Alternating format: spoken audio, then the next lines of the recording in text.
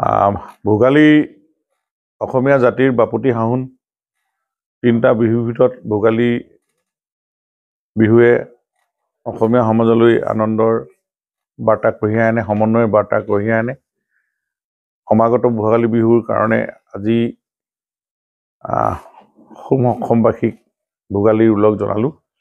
এইবাৰ ভোগালীৰ উত্তাপে, মেজিৰ উত্তাপে আমাৰ মাজত থকা অসূয়া অপ্ৰীতি এইবিলাক দূৰ কৰক।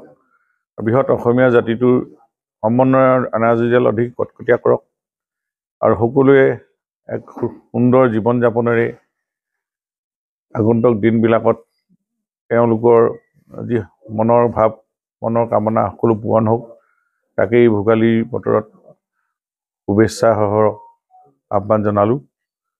আপোনালোকৰ জনপ্ৰিয় চেনেলৰ যোগেদি আজি অসমবাসীৰ মনত যি সংকল্প আছে জাতিটো গঢ়াৰ, সমন্বয়ৰ বাৰ্তা অধিক কটকটীয়া কৰি প্ৰতিটো জাতি জনগোষ্ঠীৰ মাজত আমাৰ সমন্বয়ৰ এনাৰ্জিডাল অধিক কটকটীয়া হওক আৰু ভোগালীয়ে এইবাৰ নতুন সংকল্প লৈ আহিছে। প্ৰতিটো বিহুৱে নতুন সংকল্প আহে, বাৰ্তা লৈ আহে।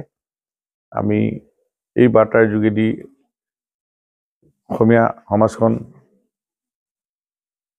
অধিক শক্তিশালী হওক, আমি তাকে কামনা কৰিছোঁ। আৰু ভোগালীৰ যি পৰম্পৰা আমি ৰক্ষা কৰিব লাগিব। খেতি বাতি শেষ হোৱাৰ পাছত অসমীয়া সমাজে এই বিভিন্ন ধৰণৰ আমাৰ জা জলপানকে আদি খাদ্যাভ্যাস এই ভোগালীতে আৰম্ভ হয়। মই ভাবোঁ এই অভ্যাস আমাৰ পৰম্পৰা আমি সকলোৱে জীয়াই ৰাখিম।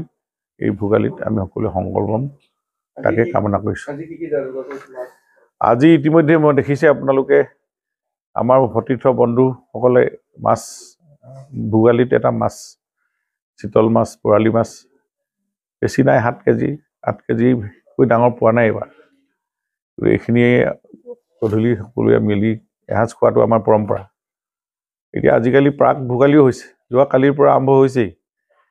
এইটো খুব ভাল পৰম্পৰা যে আমাৰ ভোগালীক অধিক জনপ্ৰিয় কৰি তুলিবৰ কাৰণে আমাৰ বিভিন্ন গাঁৱত যুৱক বৃদ্ধ সকলোৱে মহিলা লগ লাগি এনেধৰণৰ আয়োজন কৰে। পথাৰত মেজি, গীত মাত, থলুৱা সংস্কৃতি, খেলা ধূলা এইবিলাকৰ যোগেদি আমাৰ বিহুৰ যি মৰ্যাদা, ভোগালীৰ মৰ্যাদা আমি ৰক্ষা কৰা হয়।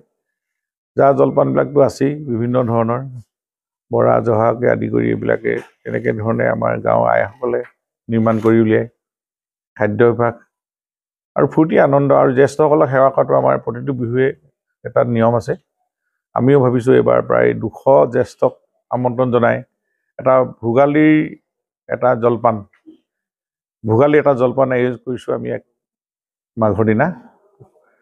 তাৰ ভাবিছোঁ এইটো তেওঁলোকক জ্যেষ্ঠসকলক সন্মান কৰাটো বিহুৰ, তেওঁলোকক এখনি গামোচাৰে সেৱা জনোৱা, তেওঁলোকক আশীৰ্বাদ লোৱা, এইটো এটা অতি পৰম্পৰা আমাৰ বহুদিনৰ পৰা চলি থকা।